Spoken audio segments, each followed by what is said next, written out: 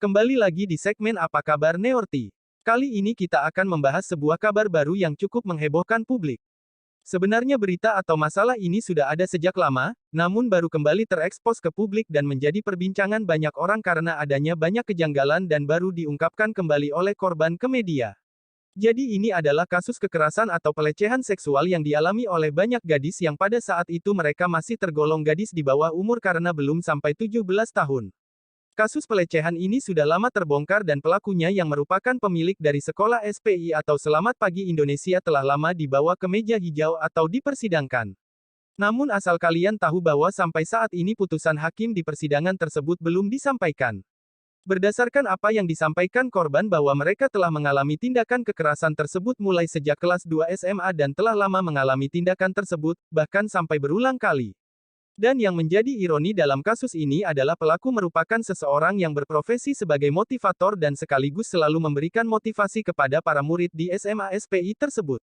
Pelaku ini bernama Julianto Eka Putra atau sering diberitakan dengan inisial JE.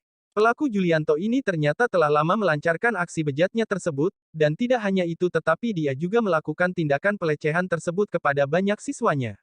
Yang terkonfirmasi dan memberikan aduan sebanyak kurang lebih 15 orang, namun berdasarkan keterangan korban dikatakan bahwa itu hanya permukaannya saja, masih banyak korban yang tidak berani untuk melakukan laporan. Dan berdasarkan isu yang beredar juga bahwa dikatakan korbannya mencapai 60 orang siswi di SMA SPI tersebut. Sungguh ironis bahwa pelaku Julianto ini sempat diberikan sebuah penghargaan dalam acara Kick Andi, karena dianggap sukses membantu membuatkan sekolah gratis kepada siswa-siswi yatim piatu dan tidak mampu, dan semua itu ternyata hanyalah sisi permukaan citra baik yang hanya ditampilkan ke publik.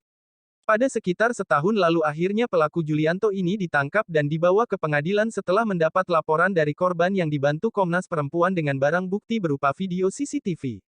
Namun korban menuturkan banyak sekali keanehan atau kejanggalan dalam persidangan kasus pelecehan yang dilakukan pelaku Julianto ini.